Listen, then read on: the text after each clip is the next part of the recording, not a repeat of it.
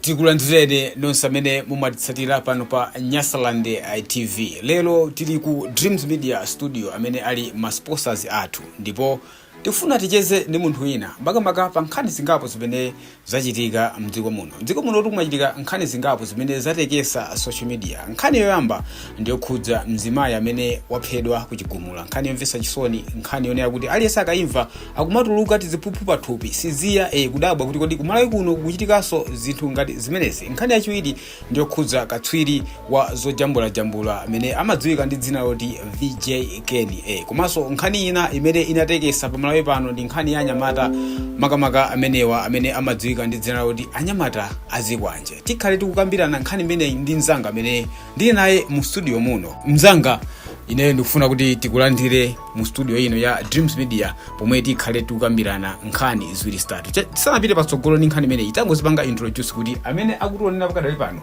athe kuziwa kuti kodi lero tikucheza ndi ndani mu studio muno. Okay, ngakhale unachula kale dzina kunena kuti ndikucheza ndi munthu wina. Nkovutirawo kuti nawadziwe kuti munthu wina kodi ni dzina lake. Kapena inero ndi munthu wina. Muti mmene ndimanena kuti tikucheza ndi munthu wina mudakwanitsa. Munthu winayo ndi dzina la mudamaliza dzina munthu wina ndi ineyo. Okay, tingopita straight ku nkhani imene tifuna tikambirane mtsiku la lero. Nkhani yathu yoyamba ikhale ya Anyamata Azikwanje. Anyamata Azikwanje ndi amene adatchuka mbuyo omwe akuti ankasokoneza makamaka mademo ku Lilongwe. Tikunena pano ali m'manja mwa apolisi, ndipo apolisi akuchita nawo ziwiri zitatu. Iweyo ngati mmodzi mwa anthu achinyamata komanso anthu aluso oti umayimba, achinyamata tichitenji makamaka pofuna kuteteza dziko lathu potengera ndi chitsanzo cha anyamata anzathu amene tikunena pano ali m'manja mwa apolisi ngakhale nalandira belo koma ali ndi milandu yoti ayankhe. Tingachite motani ngati achinyamata kuti tikonze tsogolo lathu makamaka potengera ndi zimene anzathu Azikwanje akukumana nazo? Okay, kunena mosapsatira anthu andalewa amatigwisa ntchito molakwika. Pobwera amatuza kuti azatipasa ntchito, azatipasa ngongole, azatipasa zotere. Koma amati akalowa mboma kunena kwake kumakhala kotere kuntchito zake ndi zimene zicha. Kuti kwa Anyamata aja adagwira ntchito imene adapasidwa. Amafuna ike chakudya pa tebulo. Adakatani.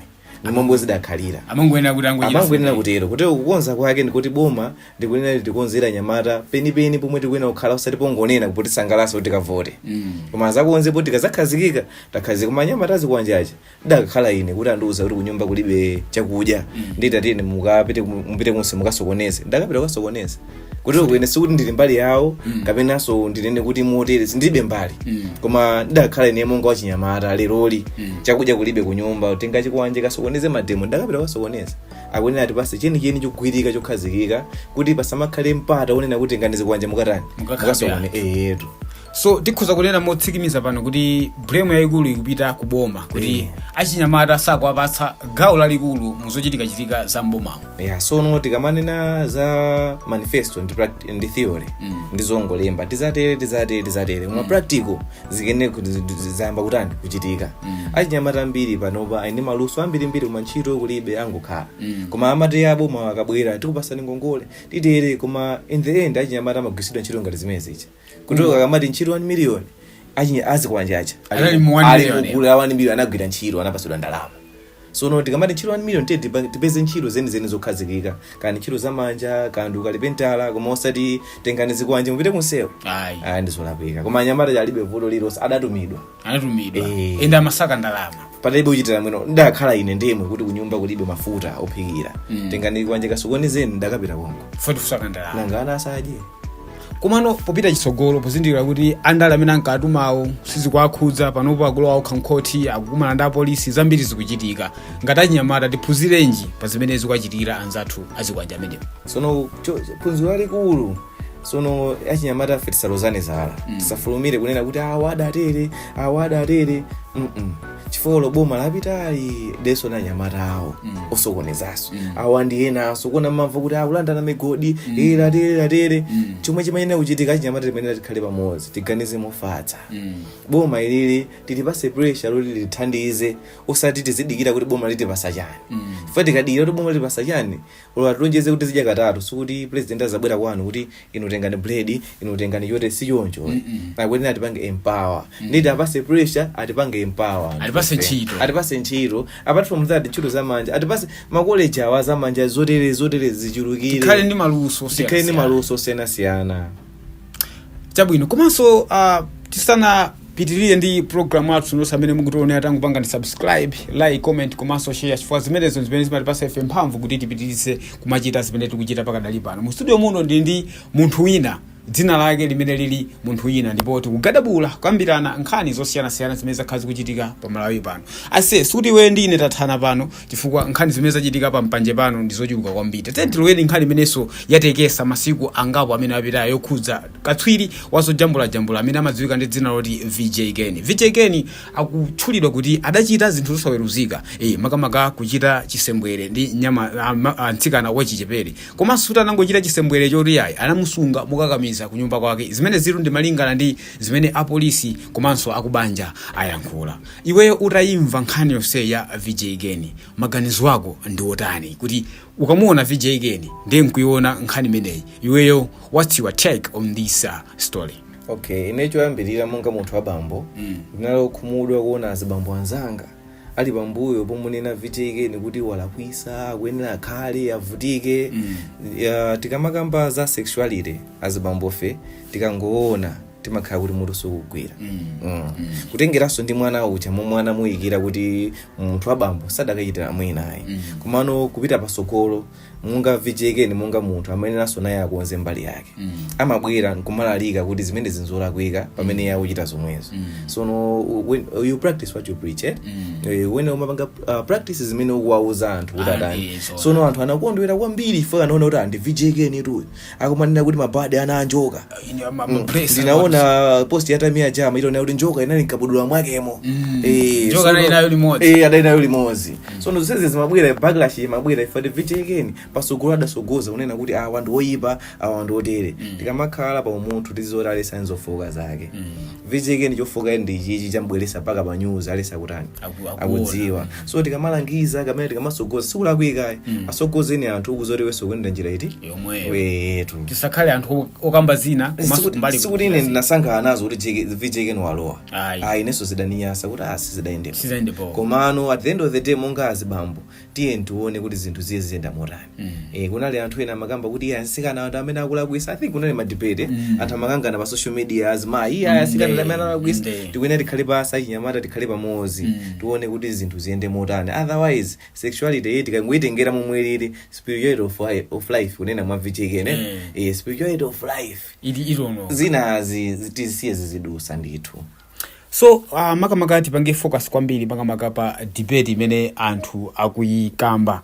Ndibweresa nkhani yonena kuti anthu ena kupereka concern wena kuti ana amasiku ano ndi ana amene akuchita zinthu zodabwisa. Ana amasiku ano mapeza kuti mugero mwina kwa anthu amene akulira muhudu sangazimvetse, koma kwa anthu amene akulira mugero mapeza kuti kamfana kachichepereka kukutchalenja munthu achikulira kuti iwetu ine ndapanga zinthu inetu ndi iwe suti ndikhoza kukupanga satisfy iweyo iwenso ndikuziwaso usomone ngati kuti akazi ako aja kapena achibwenzi yako chija chimene chikhoza kukupanga satisfy. So ana amasiku ano akumapezeka so kuti ndi amene akupanga boost akubweresa mulalo kwambiri kuti mwina akuluakulu azona ngati kuti anaja ndi anthuso akuluakulu. Iweyo ngati munthu mmodzi amene wakulira mugeto ndilande ndi dera limodzi imene iwe wakhalitsa, experience yako kwa ana achichepere amasiku ano ndiyotani makamaka kukhudzana ndi zimene zikuchitika amasiku ano makamaka zopeza kuti wachikulire akugonana ndi kamwana, experience yako ndiyotani pa nkhani ngati imeneyi? So pachiyambi discipline. Discipline ndiyofunikira kwambiri. Doing the right things in the right time in the right manner. Munyengo yoyenerera. Munthu unendali mphunzisi. Ni maphunzisi anayisozera ku secondary. Koma suti ndidachuka kuonera kuti uyo ndaja maisero adalipo. So chachikulu ndi discipline kudzigwira kunena kuti ineyo izizi ndisachite. Tikuzowa pa munthu umatha kufoka right? Ili ndithupi lopangidwa ndongo.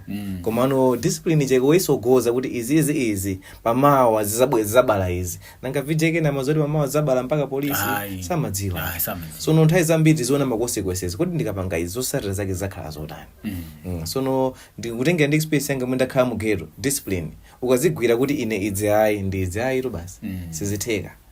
So pamene papa anthu akublema anthu osiyana-siyana.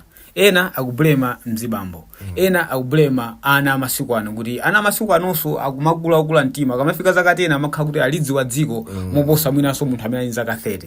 Ena akublema makolo. Pamene papa blame ikwena kupita kwa ndani? sono apo blame isapite kwa wina aliyense ndikuuze ni chilungamo kuti momwe VJK nadali ndi mwana ingati adali na edi amacheza bwinobwino samadziwanso kuti nkhani zafika apa amamvana nzanga azabwinobwino sono blame isapite kwa wina aliyense tosefe ndife anthu at the end of the day timalakwitsa apapa VJK nadalakwitsa zidalakwika ndithu koma ndife anthu safumi uloza zala kuti zimatere ana masiku na generation mweli yapano sitingayikonze sizingatheke kuti ifeso timadankhawa kuti kumana athu azakhala kuti ana pano akupanga izizi ndi momwe zilili chachikulu ndi discipline nakamba ija kuchita zinthu zoyenera mu nthawi yoyenera mu nyengo yoyenera. Okay, nkhani ina imene tikufuna tikambirane ndi mzathu munthu wina limenso lili dzina lake ndikukhudzana makamaka nkhani yomvetsa chisoni imene inachitika kuchigumula. Mzimayi wina amene anali dotolo pa chipata chachikulu cha Queen Elizabeth Central Hospital komanso anali mphunzitsi ophunzira pa college ya makamaka imene ya mankhwala ya amati Komanso College of Medicine waphedwa mosa akhala bwino. Mnzanga amene ndi naye pano tikhale tikungogawana naye pang'ono ndi nkhani ya sensitive kwambiri imene sitingachite kulowa mu details koma poti tonse ndi anthu zimene zachitikira ku banja limeneli ifeso zikhoza kuchitikira abale athu tingofuna tingopanga analyze. Mnzanga utaiva nkhani imene ifani nkhani imene yatekesa even ku parliament aphungu anayikambirana kwa 30 minutes kuti zimene zachitikazi ndizosayenera. Umunthu wathu ngati Malawi makamaka potengera ndi nkhani imene yachitikayi ukuona kuti ukulowera kuti ineso ndidagwidwa tsemwe nditamva nditaona pa Facebook sidimaziwa mayiwo koma anthu ambiri okamba amati adali mayi wabwino ndithu ndiye zidandikhuza kuti mpaka anthu adapita ukawaombera zimene timangoona ku John timangoona pa Facebook kuti ati ku John waomberedwa ndi zodabwisa komanso zopasa mantha kuti kumalawi kwathu kuno tafikanso pati tafika pamene ngati panali maudani ena aliwonse kapena panali nkhani iliyonse ife sitikudziwa koma sizimayenera kufika potero pakana chipolopolo mutu mayi zamba kuti pasa mantha tamva kuti asiya mwana wa 11 months imagine mwana wa 11 months opanda mayi wake nkhani wawo mwana amene akamaza kula zakhala kulingalira kwambiri kuti kodi dziko lapansi linapangidwa mota tisafike potero kwa Malawi tine mavuto athu titakamba kali mu national anthem njala nthenda sanje zibakwana tithana ndi zimene tiye njala nthenda sanje zizikwanira koma tisambeso kuphana tokha yaye sizoona ni nkhani yomvetsa chisoni munthu wapita uja akuti amathandiza anthu ochuluka zedi tikutero ndithu kuti nkhani yake makamaka zimene timafunika tikambirana ndi mzathu amene tinaye apa ndi ma top stories nkhani zimene zachitika ndithu masiku amene watakabanga